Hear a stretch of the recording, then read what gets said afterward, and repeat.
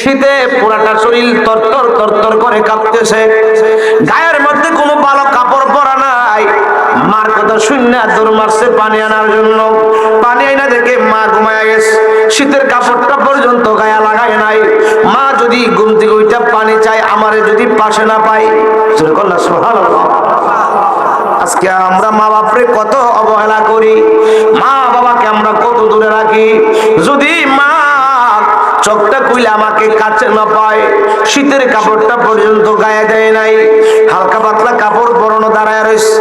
ওনার মা তাহাজ্জুদ পড়তে উঠলেন, তাহাজ্জুদের টাইমে মুরব্বী মানুষ আখের সময়ে তাহাজ্জুদের সময় উঠলেন। ওইটা দেখে ওনার সন্তান বাইজিৎ হাতের মধ্যে পানির পেয়ালাটা লইয়া, হাতের মধ্যে পানির পেয়ালাটা লইয়া তোর তোর তোর তোর করে কাঁপতেছে, শরীরের লোমগুলি দাঁড়ায় গেছে শীতে। বাইজিৎ, এ বাইজিৎ, তুমি কি ঘুমাওনি? মা, আপনি বলতেন পানি খাবেন, পানি আনার জন্য আমি চলে গেলাম ওই পাহাড়ে, সেখান থেকে কূপ থেকে পানি আই না, আইসা দেখি আপনি ঘুমিয়ে গেছেন। আমি শীতের কাপড়টা পর্যন্ত গায়ে দেই নাই। আপনি যদি চক্ষু খুলে আমার সামনে না পান, পানি যদি না পান, ও মা, পানির গ্লাসটা লই আমি রাত্র সারা রাত দাঁড়ায় রইলাম, কোন সময় না জানি আপনি পানি খেয়ে বসেন। বাইজিৎ বুস্তামির আম্মা জান উযু বানায়া আপনার তাহাজ্জুদের নামাজটা শেষ কইরা আল্লাহর একটা ডাক দিয়া কই, আল্লাহ গো,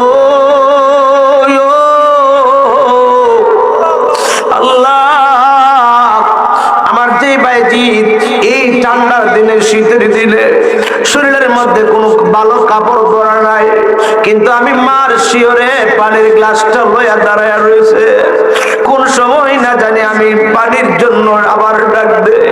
ও আল্লাহ, তুমি না বলছো এই টাইমে বান্দার যা চাই তা দেই, তুমি না বলছো মা দোয়া করলে সন্তানের জন্য কবুল, তাই যদি হয় গো আল্লাহ, আমি এখন তোমার দরবারে প্রার্থী জানাই, আরজি জানাই, আমার বাইজিৎকে যুগ শ্রেষ্ঠ আল্লাহর ওলি বানায়া দাও। জোরে আল্লাহু আকবার।